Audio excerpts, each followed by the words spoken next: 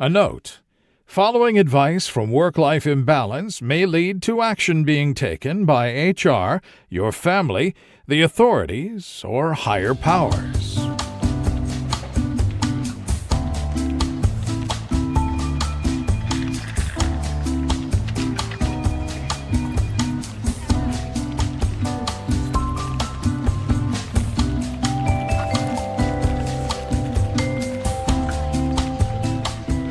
Welcome to Work-Life Imbalance, an advice show focusing on workplace and lifestyle issues. Any resemblance to actual advice, living or dead, or actual wisdom is purely coincidental. I'm your carefree cavalier, Frank Eastman. Oh, I'm your lovable office companion, Derek Lewis, who is also very confused. Well, Derek, I don't have a job.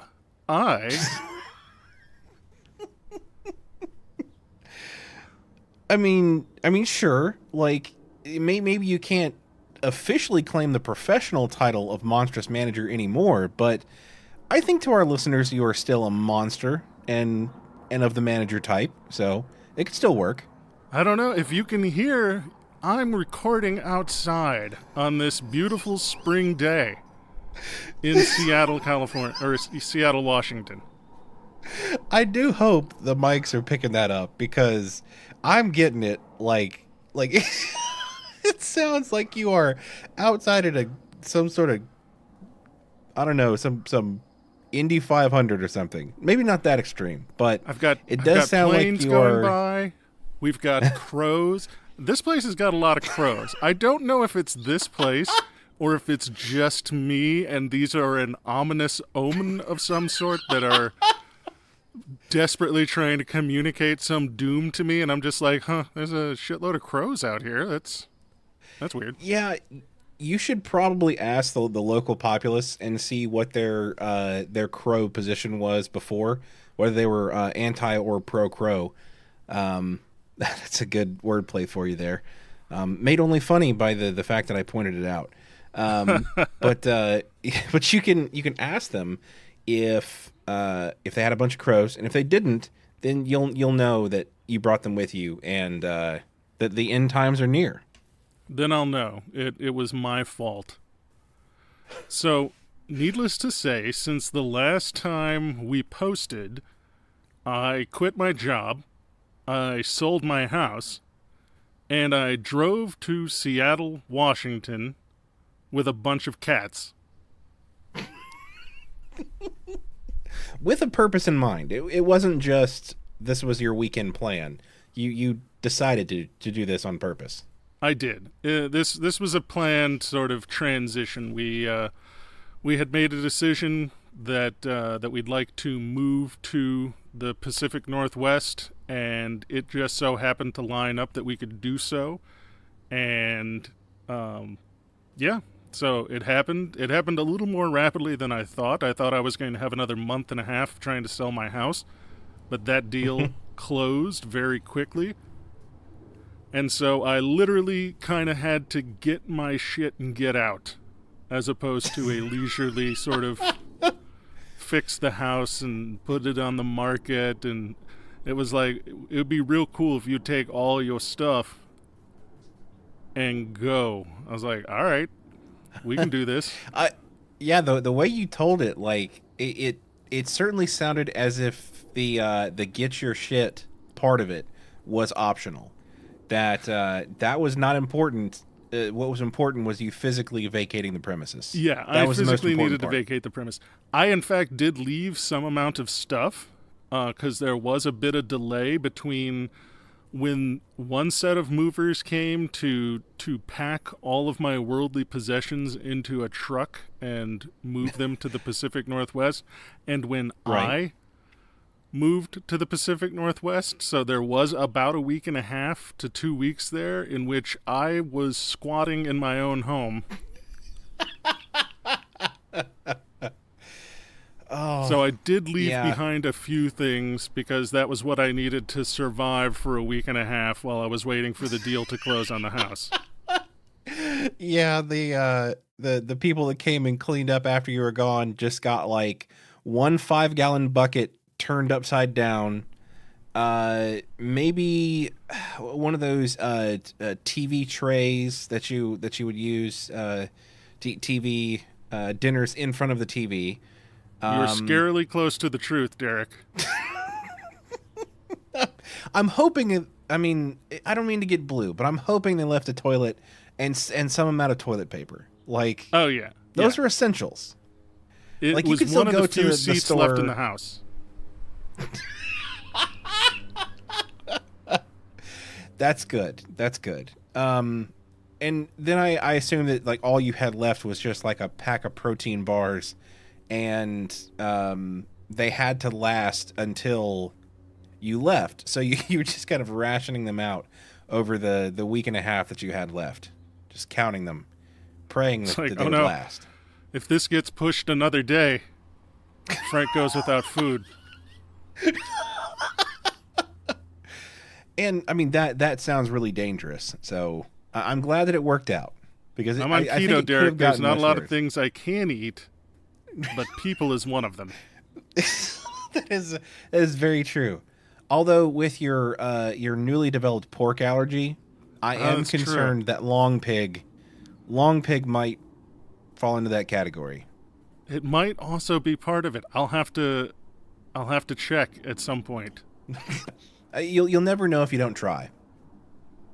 Never know until I try. So we packed everything up, including a bunch of cats, put it into an SUV, and then we decided to take the Northern Passage into Seattle. And so I've seen some things, Derek. There's some fun stuff. Have you ever been to South Dakota? You know, I don't know why you asked that question. Like, so I have been to Wyoming before when I was a child. I don't remember any of it. See, Wyoming's nearby. It is nearby, so I'll give you a pass. Otherwise, if that had not been true, you would have been out of your mind to ask me if I've ever been to South Dakota. I mean, so what is it? What's in South Dakota? Mount Rushmore? Like, that's about it, right? That's about all that's in South Dakota. Okay. South Dakota is an interesting place because there's nothing there, and that's anything that does exist has to be sort of an attraction. Okay. So the first thing we decided to stop at is we saw signs for something called the Corn Palace in Mitchell, South Dakota. The Corn Palace. The Corn Palace, the world's only corn palace. So we drive up on it, and for the last 100 years, give or take, longer than 100 years, they have been keeping a building in the town of Mitchell, South Dakota, covered in fucking corn stalks. And decorative corn cobs. So, and they make like giant mural art pieces.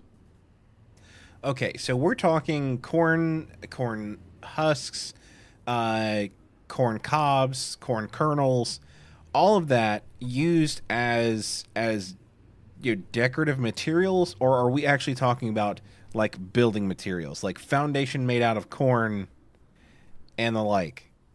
I think originally it was the building materials, but since then they have purpose built a structure that is then sheathed in corn. This purpose-built structure, to suggest exactly how much they've got going on in Mitchell, South Dakota, it is connected to City Hall.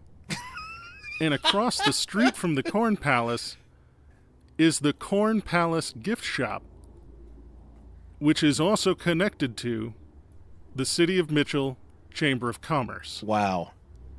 So these things are pretty much one and the same. Right.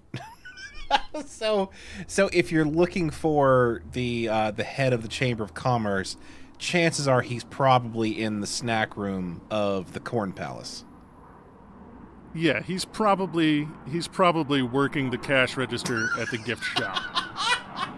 We've got a flying plane coming through. And so the Corn Palace itself now, not only is it, like City Hall is located at the Corn Palace, you can go into the Corn Palace, pretty much whenever. But it's also like the town basketball stadium and audience sort of participation thing where the Corn Palace they've got is? a big stage, and so. Now, are you saying the Corn Palace is this sports complex cultural center? Or it's just connected to the Corn it? Palace has become their sports complex and cultural center. Wow. So okay. Yeah. Okay. So all right, we're going to have to dig further into this. How much of the Corn Palace has made its way into the sports complex? Now, are we talking backboards made out of corn husks, or is it mostly just decoration? Oh, yeah. It's mostly decoration. I mean, like, the sports equipment itself seems to be made of standard sports equipment, but even inside the sports arena, they have giant murals made of corn. Wow. That would be really distracting for some teams. Maybe if you're playing like the San Diego Pigeons or something. They get, and their mascot keeps flying over. Yeah, that'd be that. He just keeps eating the corn, doesn't get the team all riled up. That would be kind of a problem. If you have a corn allergy, that also would cause a much different type of problem, but a serious problem nonetheless. Yeah, I don't imagine you'd want to enter the city of Mitchell, South Dakota if you have an allergy to corn, because they've got one thing, and they are doing the hell out of it. I mean, you do have to admire how much commitment they have to it, because I think that after, I don't know, like 1 or 2 benches decoratively festooned with corn husks, I think my interest would have run out, to be honest. I honestly want to say it's indicative of what they've got to do in South Dakota, having seen the entirety of South Dakota, which is beautiful. I'm sure. But so flat that you can see the curvature of the earth. And just filled with mile upon mile of not a goddamn thing. So Mitchell's got the Corn Palace, and they're advertising it. Right. So as you come into South Dakota, you start seeing these signs saying "Visit Wall Drug." What is Wall Drug? And you're driving along, and they become more and more plentiful. They're very kitschy. They're interesting. They're like 5-cent coffee at Wall Drug, free ice water at Wall Drug. Okay. So we finally get, once we're, I think, 200 and some odd miles out from Wall Drug, God damn, a distance marker telling us when we're going to get to Wall Drug. Jesus Christ. This is South Dakota. See, I thought like what you were describing a minute ago was like, we were 10 miles from it, and all of a sudden we started seeing these signs. You're talking multiple hundred miles from this drugstore. 310 miles in every direction. Jesus Christ. They have signs posted for Wall Drug. Wow. I have never experienced something that is more ceaselessly self-promoting than Wall Drug. Now, that's a fucking lie, Frank Eastman. You know that. There's a certain personality in Birmingham that is more prolific than that. And you know who I'm talking Possibly. about. Dare we say his name? Well, I think Wall Drug honestly has Alexander Shannara beat. I mean,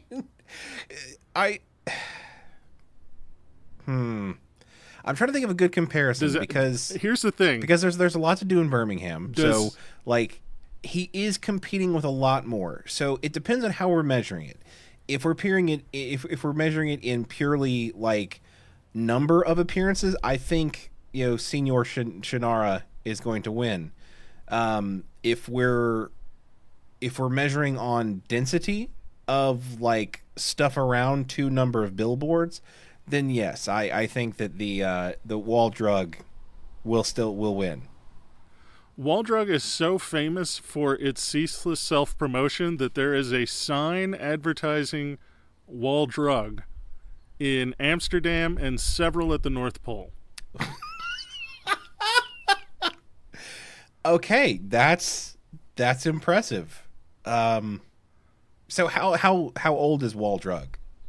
Wall drug has existed since the 1930s, and essentially this guy bought a drugstore just outside the Badlands of South Dakota, right, and realized that there was no one there. It was kind of a mistake on his part. Sure. He's like, yes, I am a small business owner now. Shit, my nearest neighbor's 25 miles away. Right.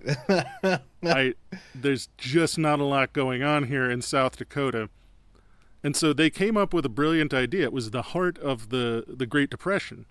So they started advertising that they had free ice water here in, the desert. Right. So good attraction. And kept posting more and more signs in every direction, drawing people in. Uh-huh. And it is now this horrifying amalgam of, like, the worst and the best of Tourist Trap USA. It has metastasized to consume most of the city of Wall. I mean, I guess with one of those things, you kind of have to lean into it because nothing else in the city of Wall is going to be able to compete or outdo the owner of Wall Drug. So the best thing you can do, if you can't beat them, you might as well reap some of the benefits by joining them. So just open up some other stuff, open up a coffee shop, and I don't know, on the website say we're only 1 mile from Wall Drug. Like, just go ahead and completely link it to every business is now linked to Wall Drug. It has that tourist trap feeling like Gatlinburg and Orlando, where everything is about the tourist industry because the only thing here is the tourist industry. Right. Except also most of it is one building. Well, I mean, they have to have a lot of foot traffic through there. Did you go to Wall Drug? Of course I went to Wall Drug, Derek, because I'd been getting, signs for Wall Drug for 300 miles. And literally, it's the only fucking thing to do for 150 miles in any direction. Okay. You're just like, well, here we are. And when I read the sign... Follow-up question to that. How far out of your way did you travel to get to Wall? We did not have to travel. We were traveling on the highway that it is off of. Okay. All right. I'm pretty sure it's just the highway, the one that goes through South Dakota. There's only the one. Yeah, here in around Birmingham, we have like multiple numbers that we have to remember to label our highways. But in South Dakota, no, it's just the one.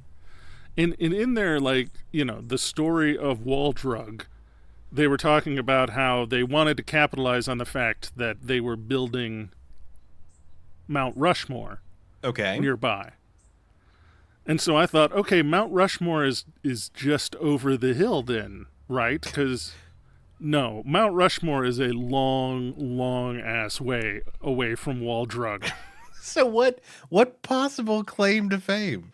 South Dakota has, space has no meaning. Time begins to dilate.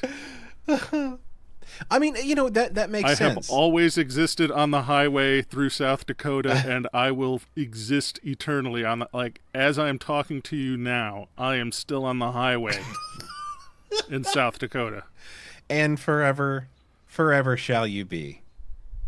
So why don't you pull over on the highway and read us a question from the audience? Oh, great wizards of the workplace. So a few times a year, I get sent out into the field for a week or two for my job. On this latest trip, I get an email from a higher-up. He was asking if I was staying at the same hotel as he and his higher-up were, and if so, would I like to join them for dinner. Now, in reality, I would rather have had a double root canal with 0 painkillers, but I really thought it best for my career if I agreed to go. So, after burning through all the excuses I could think of to get out of it, I agreed to go. My question for you guys is there a polite way to decline an invitation like that? Or was it best just to go along, pretend I cared, and hope it pays off in the end? I'll hang up now and take my answer off air. Super listener Chad. As far as getting out of anything with your boss that they have invited you to, unless you have cultivated a long-standing excuse that is ready whenever you need it, I don't think you have any choice. That is my opinion. So this is where it's helpful that throughout the entirety of the time that you've been employed, you have discussed loudly and frequently your IBS. Wow, I've got a plane literally flying overhead. They're coming to get you, Frank. The mothership is coming to bring you home. But if every 15 minutes you've talked about how you've got to go absolutely wreck one of the restrooms, then when it comes time, you can just say, I'm sorry, I'm having a flare-up. I mean, I agree with that 100%. And that is part of my plan to... You need to cultivate this over the long period of time. I don't think... I mean... I hate to go on a limb. I think this is not the first time that we have said IBS is the perfect way to get out of something. Like, this may be the third or fourth time that we have cited irritable bowel syndrome as the perfect get out of something free card. That is not to make light of IBS. It is a serious and crippling disorder. But it's also one that nobody wants to talk about. Right. And we'll get you out of things. And, honestly... I think it doesn't necessarily just have to be IBS, but I do think IBS is the closest one to the middle of the line of what is uncomfortable to talk about, but it is important to talk about. Like if that is a scenario that may come up often, you need to talk about it. Erectile dysfunction is not something that is important to talk about with your coworkers because there is no reason that they should have to be, to find out firsthand about the erectile dysfunction. And it's not going to prevent you from attending any work functions unless you work at a real weird place. I was about to say the work holiday orgy might be a little bit bad scene for you with that problem, but I've only been invited to those once, and only once, which very sad. I mean, it'd be a good way to get out of that.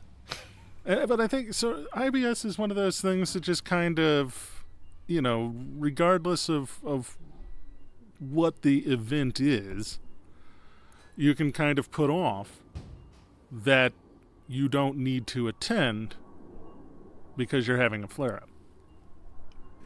I agree with that. And the thing is, like, if you have to get specific about, like, oh, well, alcohol, causes me to flare up, or, gluten or something causes me to flare up, you can get specific, but you have to be careful when you do. Because if you're blaming alcohol on a flare-up as a reason to not go, hang out with your boss, you can't then be seen, doing such a thing, with other coworkers away from the boss. Right. Then you can't get any of those social media shots of you doing shots. Right. Showing up.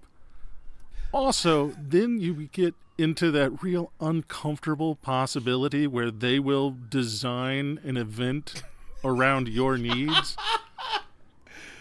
Like, John, we know that you've got the celiac, so we've made sure that the entire building has been scrubbed of gluten and all of the offerings are gluten-free.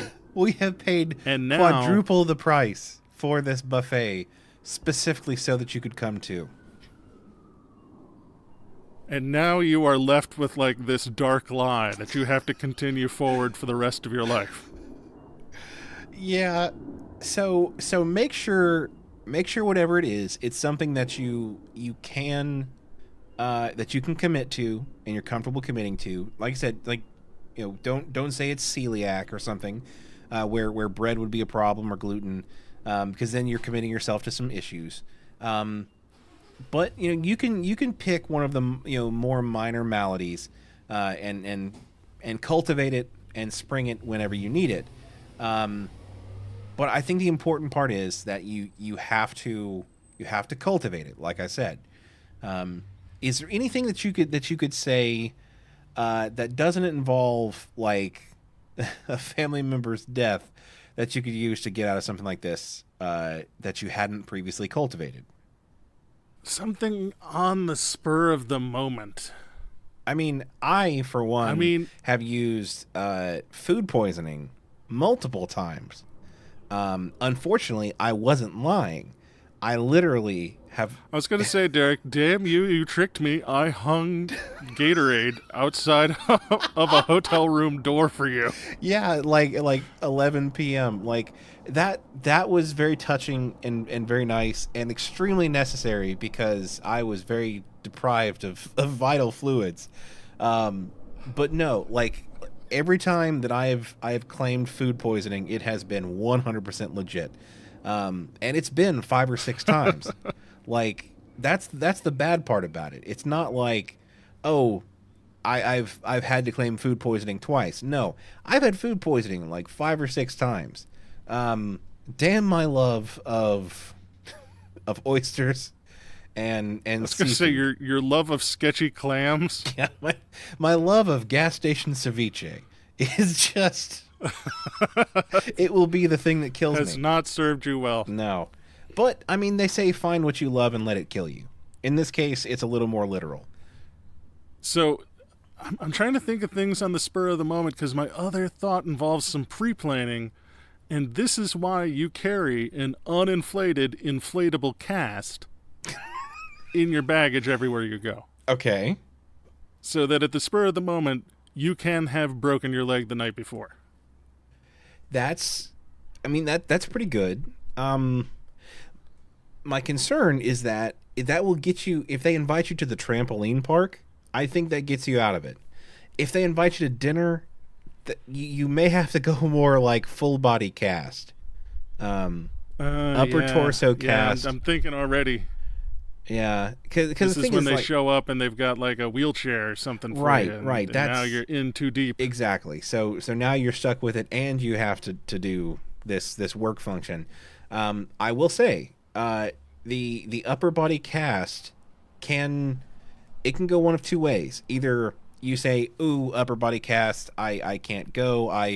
Don't worry, you know, I've got things taken care of. My nurse will be by later," or they say, "Don't worry, we'll handle it," and then your boss spoon feeds you literally throughout the meal, which that's a power move. Like, that's not too bad. Yeah, I mean, it's going to be uncomfortable, but after that, it's just going to still be uncomfortable, I think. Plus, I was going to say you have him eating out of your hand, but it's quite literally the other way around. You literally were eating out of his hand. So now I'm having like nightmares, Derek. Yeah, we already talked about how you got to trust people with, like, you know, Ethiopian food and stuff like that, those like sharing cultures. And you weren't too keen on on sharing with me, and that really hurt my feelings. But I'll know that you're growing warm to it if you pull out the full body cast on me one day. Well, I am here in Seattle, and it is well known how friendly and welcoming everyone in Seattle is. Oh, all right. Want to get to an issue from the internet? Let's do an issue from the internet. All right. The title of this issue is "Coworker is trying to get me to sign his petition to run for office. How to decline politely," by Pelican. My coworker knows that I live in quote-unquote his district, and he's been coming up to my desk for the past few days asking me to sign his petition to run for local office. Personally, we don't share the same political views, and I'll most likely vote for his opposing party. I don't want to bring political views into work, though, especially since he's yelled at people and gossips with everyone. So far, I've been getting away with saying I can't currently sign it. I'll get up and pretend to have a meeting or a phone call. I'd like his harassment to stop, so how should I go about saying that I won't ever sign it? This is cold. How is this cold? How is the desire to not want to sign somebody else's petition cold? This is going to be confrontation, Derek. I know. And I promise this isn't a shill. Like, this is actually a question that somebody asked somewhere. This isn't just me crying for help on how to avoid conflict with another person. See, what would you do, Derek? I think I know the answer, but...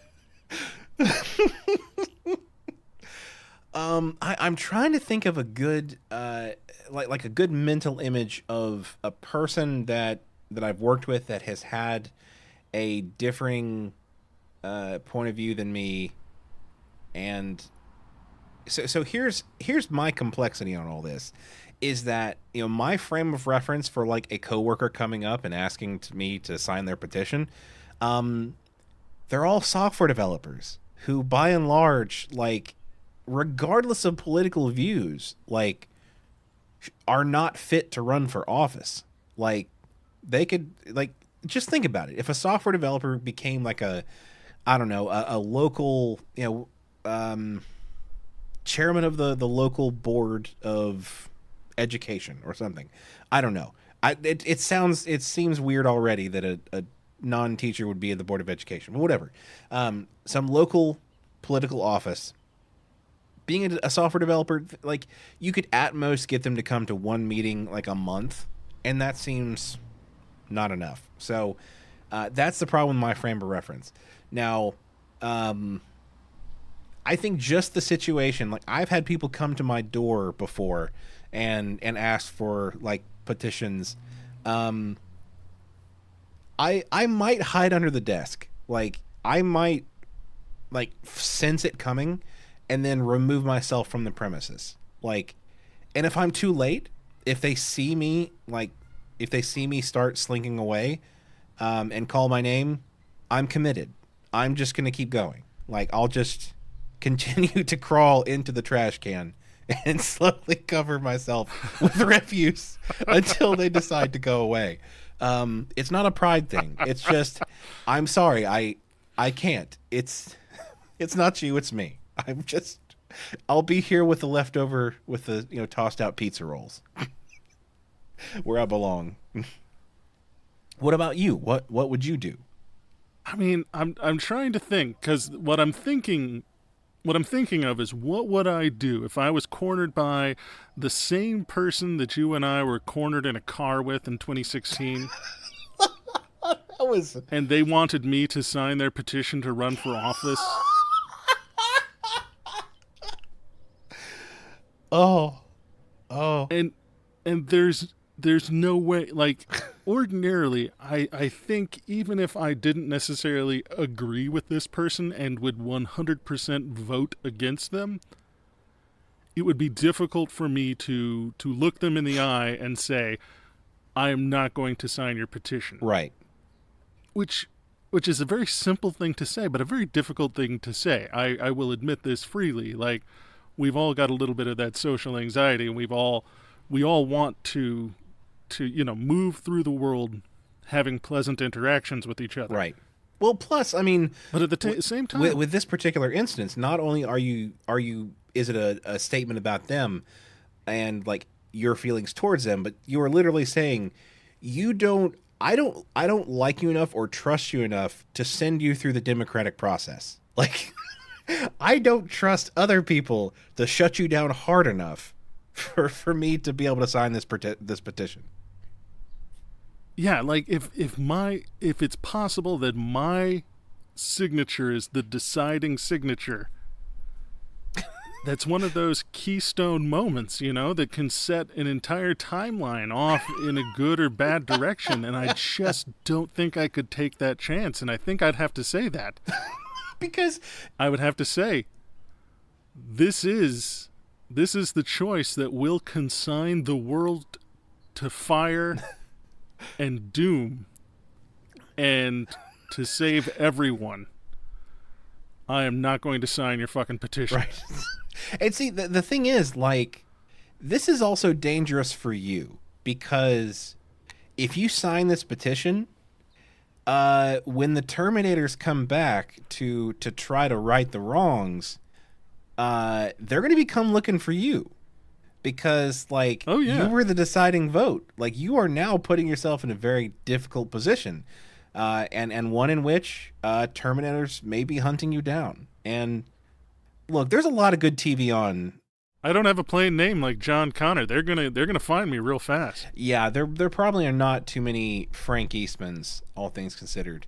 But nobody has time to run from Terminators. So there's a lot of good TV coming out on streaming services nowadays. I mean, I guess you could load it onto your iPad while you're running from the Terminators and watch it that way, but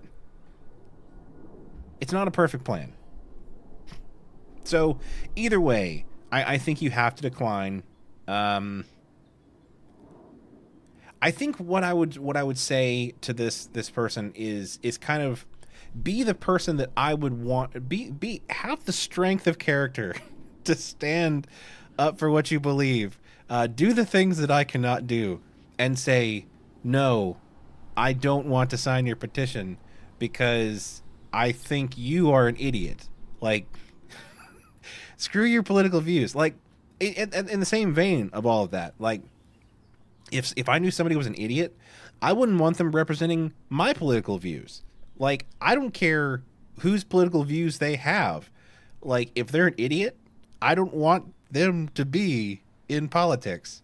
We got enough of that already. Like, let's simmer down and put forth people that actually deserve to be there. I think what the only way to get around this is you're going to have to put a signature down, but then you sign somebody else's name. Like John Wilkes Booth. I mean, so that'll throw off the Terminators, but, like, I don't think it's necessarily going to stop them from getting into government. That's the problem. Because they're not going to go through and check those signatures and, like, call you like you gave a reference. Like, they're not calling everybody and saying, hey, did you sign this petition for Joe Schmo? You know he's an idiot, right? Okay, that's fine. Sure. Okay, check. But it would save you from the Terminators, which might be enough. Yeah, I guess I have too much faith that they might actually check the signatures to make sure that they're real signatures. And so where you signed Bilbo Baggins isn't going to get them disqualified. No, I don't think it will. Unless it's, like, written in plain English and, like, obviously fake. Like, you know, Dick Butkus. Oh, no, that's a real name. You know what? There's nothing people wouldn't believe. That takes all kind of names in this crazy world. I'm thinking that old commercial. We got a baby, it's a boy. Oh, that is taking me down memory lane. Do you know how often I think about that? Like, multiple times a year. For those of you who don't understand, they're back before we had cell phones that had long distance all the time. There was this this service that you could call that would give you cheaper long distance rates by calling this number, and then you could then call your party. It was like 10-10-3-2-1, and like it just a bunch of different services like that. And one of them was making fun of calling collect, because with calling collect, somebody you would have to say your name. And so this person said, my name is Had a Baby It's a Boy, to announce the birth of a grandchild. And so the person picks the phone, hears that it's Had a Baby Eats a Boy, and declines the long distance or the collect phone call, and announces that they had a baby. I explained it terribly. This is not good radio, but it's important for them to get the context. Thank you for the play-by-play when I started of a commercial from the 1980s. I think it was from the 90s. I believe it was the 90s, because I remember being old enough that I could have used it, but young enough to not have cared. All right. With that horrible, boring replay, why don't you give us another question from the audience? All right, let's go to... I have a serious problem here. I listen to your podcast, which I love, Yep. by the way. Yep. That's a And problem. other comedy podcasts quite regularly. They are fantastic for passing the time on the subway on my way to work. My issue, though, is that while listening, I'll bust out laughing at a joke seemingly at random times. I then get numerous questioning looks from others on the subway who must think I'm either insane or unstable. I must admit, this is quite embarrassing. What should I do? Robert. So my initial thought to this, Robert, is what you do is that you take off your headphones and you say, I'm listening to Work-Life Imbalance, possibly the funniest podcast I've ever fucking heard. And here's the URL to their website. I second that wholeheartedly. It may not help them think that you aren't a crazy person. It may confirm it, but either way, either they're going to leave you alone, or they're going to take your word for it and listen to our show. And either way, it's a win. Next time you see them, because you probably got the same commute and they've got headphones on and they're laughing and you've got headphones on and you're laughing, you're probably listening to two completely different things, because that's how podcasts work. But you might share a knowing glance. Right. And I will also say, of the sounds that you can make on the subway, my guess is that a laugh is probably one of the better ones that could come out of a person. There's a lot more embarrassing noises that you could make. I don't want to get blue, but a sneeze, a cough, those are all super embarrassing. Now that I live in a major metropolitan area that has a robust public transit system, Derek, Uh-huh. I can honestly say that most people who ride public transit on a regular basis have a fairly high tolerance for other people doing weird shit in the very close proximity and pretending not to notice. Because there's not enough time to, address it all. You're going to work, you're going to dinner, you got places to be. You can't sit there and help some crazy person sort out their shit. You just got to turn a blind eye, and hopefully they don't, handcuff you to a pole. That's your best scenario, I think. Yeah, I mean, I think if you just lean into it and make sure that everybody on the bus thinks you are some sort of lunatic, then no one's going to ask you to give up your seat when the subway gets crowded. And now this is playing in the plus column, where before it had been in the negative. Right.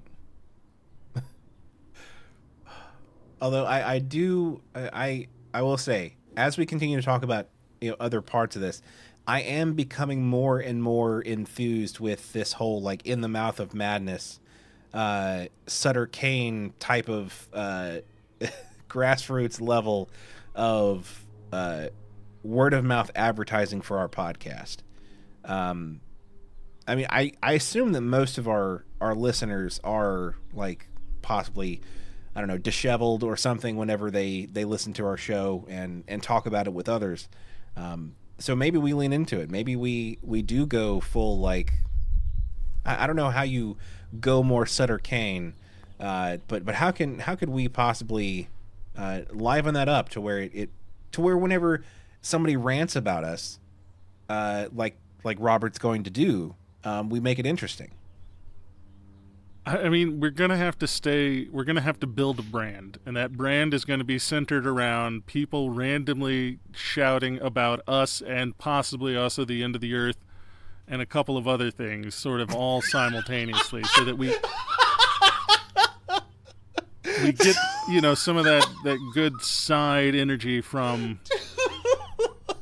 the lunatic fringe. I like this, that not only are we going to commit to like having our people shout about our podcast, but we want to make sure they've got another crazy thing in the chamber just in case. Something end times or cult based or something, which does play into our shtick, I admit. Aliens are among us. Uh-huh. Mm-hmm. That'd be a good one. I think I can hear the government in my teeth. That's always a classic. Yeah.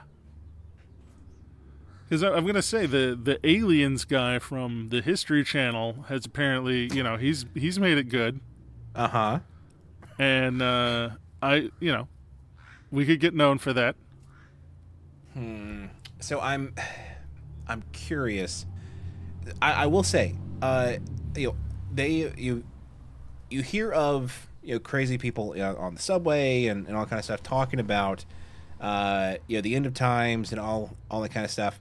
But you don't really ever like hear any brand recognition from those things. I'm curious if, like, I don't know, is that some sort of like open source at this point to where nobody can brand that level of crazy, or has just nobody seized the opportunity yet? I don't know. I think it's open source for most of it at this point, and I think that's why it's going to be important to make sure that our dark profits, stay on message, and we're probably going to need a robust training program.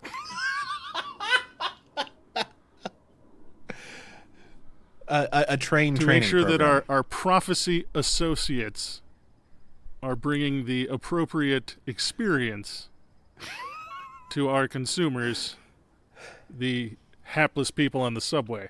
Right. And now I'm not saying it's important. I think we're well on our way to the first pass at our brand growth. But I like it. I think it's a good idea. There could not be anything go wrong with that. I'm trying to think if there's anything else that we can do for poor Robert other than having him lean into the the unhinged. Our advice to him was aspect. rather self-serving, I think. I still have some of that residual wall drug energy. It's hard to shake that off. I get it. Maybe he could just point at his headphones and then say the name of a much more popular and an easily consumed comic. I think that would be far more effective.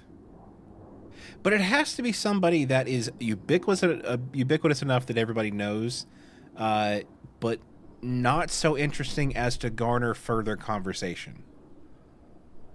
Yeah, I was going to say that it's a problem. Like, who are we going to say that doesn't already or isn't going to soon have some sort of sex scandal? Apparently, we have to pick very carefully, because they're dropping like flies. I'm thinking maybe like Larry the Cable Guy. He seems relatively wholesome enough. He's a lot smarter than he acts, which is good because I would hate for somebody like that to have a driver's license. But see, everybody knows Larry the Cable Guy, but nobody really is like they may like say a couple lines from Larry the Cable Guy, but they're not necessarily going to like, have you heard his latest album? What did you think about track 5? Like, how did you think about his take on the geopolitical climate of the times? Like, it's not going to garner a lot of other conversation. At worst, they could think, oh boy, this guy has bad taste. But that's not important. You're not trying to impress them. You're trying to... I guess... to explain away your guffaw. Right. At my good joke.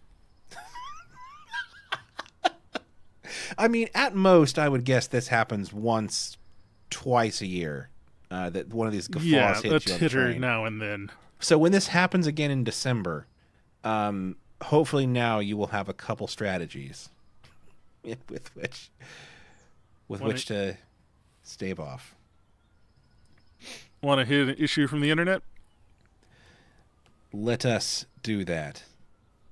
All right, this issue is titled, "Was it really inappropriate to write a pull request for the company I interviewed with?" by no username given. So we're going to call them Alan. I was thinking Dark Web Lord 69 because that is the direction this question is going. All right, much more reasonable, I think. That is a much more realistic name. So Dark Web Lord 69 says, "This happened to me last year while I was interviewing with the company for a position I didn't get. I'm currently employed elsewhere, but I'd like to know for future applications. I had an excellent phone screening according to them. They said I was a strong candidate, and the first technical interview with one engineer went very well.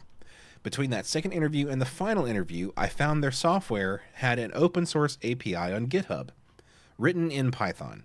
I looked at it for a while and found a much simpler and future-proof way to write one of their functions, and I opened a pull request with a change without mentioning that I was currently interviewing. When we started my third interview with two engineers, one of them mentioned that he saw my pull request and it was inappropriate for me to open it. He said that it came across like I know more than them as a fresh college grad and that I haven't considered why they coded it how it was. I didn't end up getting the job. Was it really inappropriate for me to do this?" For those of you that don't know what a pull request is, basically, for open source projects, you can pull down the code, make a change to it, and then, flag it as, hey, person who owns the code, consider pulling this into your code. And so this person, as an interviewee, decided to go in and one up the developers there and change a couple things and say, hey, I'm a badass, here's my code. And it didn't go very well. Are we surprised, Frank? This is a little like if I was interviewing for a position as an air conditioner repair tech. Uh-huh.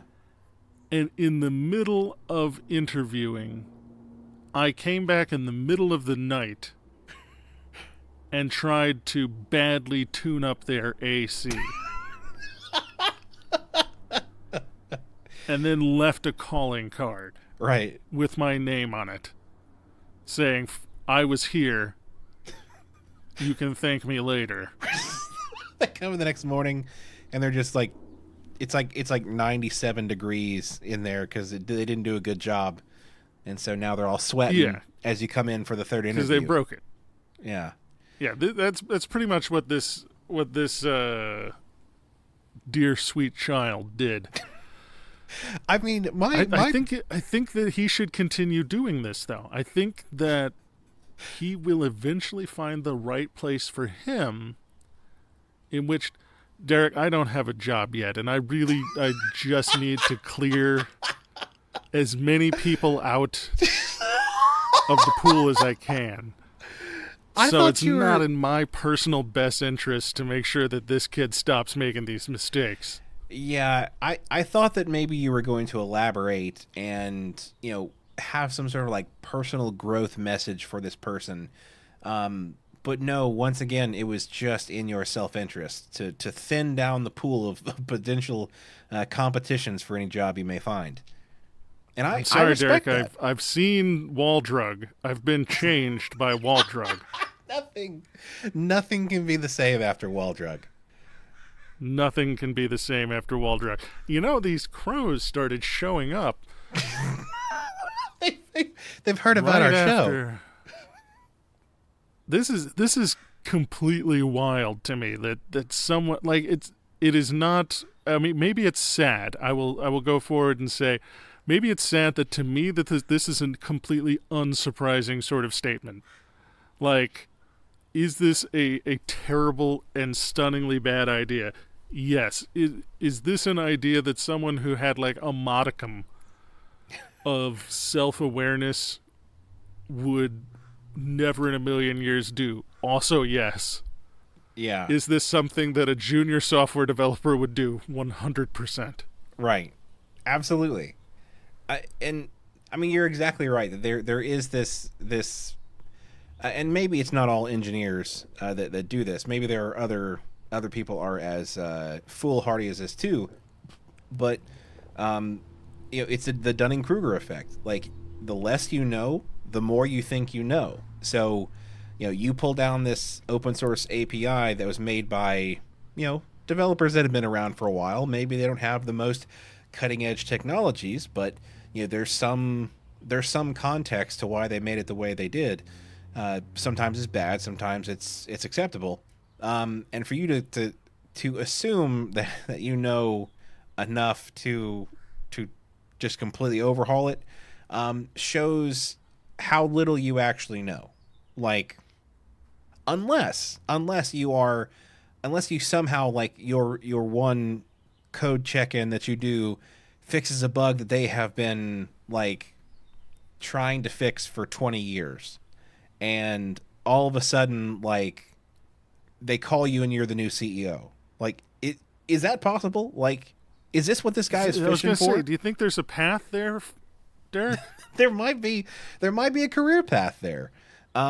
It's not going to be quick. It's not going to be like the first one you do it to. Obviously, it's not going to work. But if you keep fishing enough, the job you want is waiting out there. And when you get that company that they've hired dozens of engineers for 5 or 6 years trying to fix this one bug, and then you check in the fix for it, they're going to be beating down your door to try to hire you as their new CEO or COO or CTO, LMFAO. Is this like, maybe? I've seen and I've heard of the infamous cowboy coder, who's going to lone wolf everything and has to ride off into the sunset and does everything his own way. Is this the birth of the superhero coder? Who you didn't hire. He doesn't even go here. But he has just figuratively burst through the wall to save your bacon. And then he just flies away. It's a vigilante superhero software developer. Because just like the fabled Batman, they may come in and fix a problem, but they've also created a difficult situation and a lot of work for the actual professionals. Because when Batman comes in and punches a villain into submission, there's a lot of paperwork they got to do. Like, there's a lot of other cleanup they got to do every time Batman punches somebody. So same thing here. Like, there's some engineer that's going to be stuck doing a code review for a couple days, and then they got to do change requests. I mean, you're creating work for the actual professionals. Is your that work? Doesn't matter though, Derek. That's not the sexy work. What you want to do is you want to just show up, do the sexy work, fix the problem, and probably fix the problem in quotes and create 15 more. Right. But fix the problem and then just breeze back out. I mean, it definitely I'm liking has... this. I think this is how it has appeal. This is how I'm going to become a software developer. Okay, explain this path to your new world. I'm just going to walk in to random companies. I'm going to sit down at someone's desk where they've already got their developer tools open. I'm just going to type some bullshit, and then I'm going to stand up and I'm going to walk out and I'm going to send them an invoice. I'm pretty sure this is the strategy of most of the contractors that the companies I've worked for have used. It's very similar in both cost and outcome, to be honest.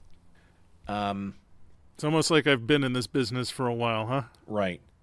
And so I will say, like, that is too close to reality, and it's not funny. So we can't go down that rabbit hole. And I had a B. I swear I had a B. Honestly, I had a second point, but just the kind of like PTSD style flashbacks I was getting of of terrible contractors being hired to fix a problem and then leaving and creating 100 more without fixing the first problem.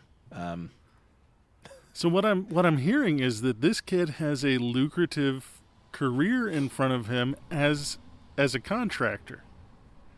My only concern is that he did it on an open source project, which, yes, like, that's the only way that he could get to the source code on this particular one. But so does he use that as like the first step towards, getting a contract with them, or should he just say, screw open source, I'm going to walk in, tell them I can fix their problem, and then collect the pile of money and scram? I think this is a universal solution. It just takes a little more pre-work if it's not an open source project. If it's not open source and you've got to get a hold of the source code, I mean, that means you're going to have to run a heist. I was about to say, we're getting dangerously close to heist territory, which I'm always down for. You're going to have to heist your way in, and then you're going to have to do all of your changes, make sure that you commit them everywhere, and then leave a calling card, and then show up the next day to the interview. So it's kind of the same thing, but it shows that you have a lot more soft skills, because you're going to have to social engineer your way into finding some sort of patsy to give you access. Which can I say, I've always wanted to be a patsy in one of these heist schemes, because I feel like I have the qualifications to be a patsy. I mean, I'm somewhat... You have a trusting face. Yeah, I'm trusting. I'm somewhat competent. I'm given more access than honestly I should be allowed to have. So I'm the perfect candidate. I mean, why can't somebody just wrangle me into a heist scenario? Well, Derek, I need one last score before I'm set. And this is my reality forever, just sitting on the back porch, sipping an iced tea in 70-degree weather. Is it really 70 degrees? It is. Fuck off. It is 88 degrees, and it is dark. Fuck off. It is 70 degrees, and the sun is shining here, Derek. I think this is a perfect transition. I'm so sad. I hate this. I'm in hell. Oh, God. I think you should punch the clock. Yes. Oh, and I'll book my tickets. I was going to say at the very beginning, like, I didn't realize that packing up and moving across country was something you could actually just do. Like, I here I am, like I once backed out of a move 50 miles away because I was scared. Like I want to go where it's cold, Frank. Like I need to. Like I am not, this warmer climb is not good for Derek. Like help me. Help me, Frank. Oh, it's been warm a single day here, and every other day has been cool and beautiful. Well, maybe they'll develop some sort of technology where we can like teleconference, and you could, I don't know, digitally transmit some of that cool air to me. That'd be good.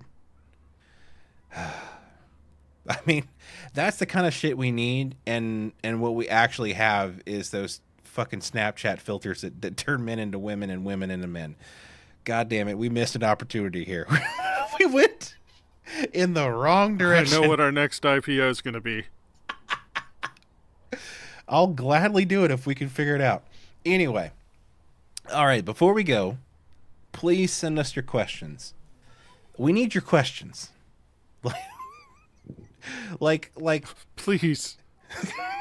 I have nothing left. like Frank in the wilderness, searching for a drugstore in which to buy some Cheetos, and seeing a sign for one 300 miles away. We long for your questions.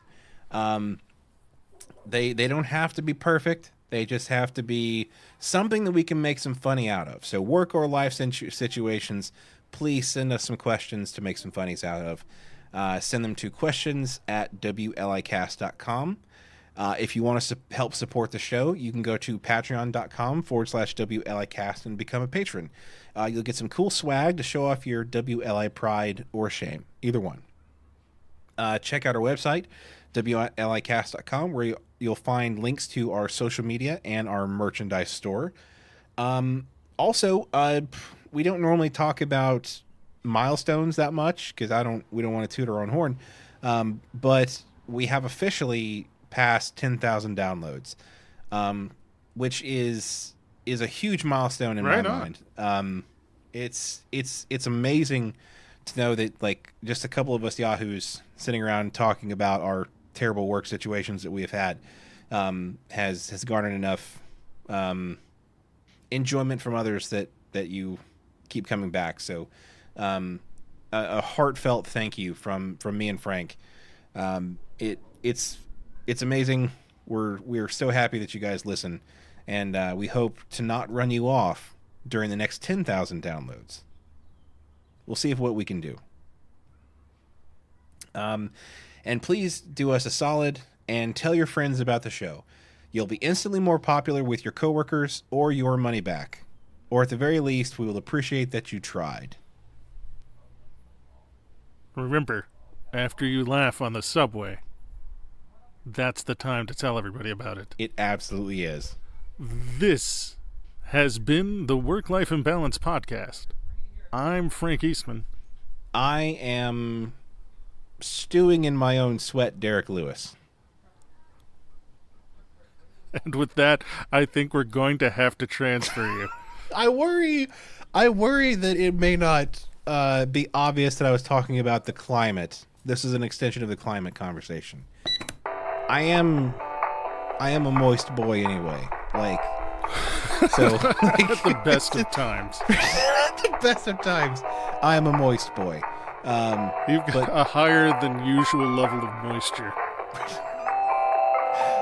I glisten all the time.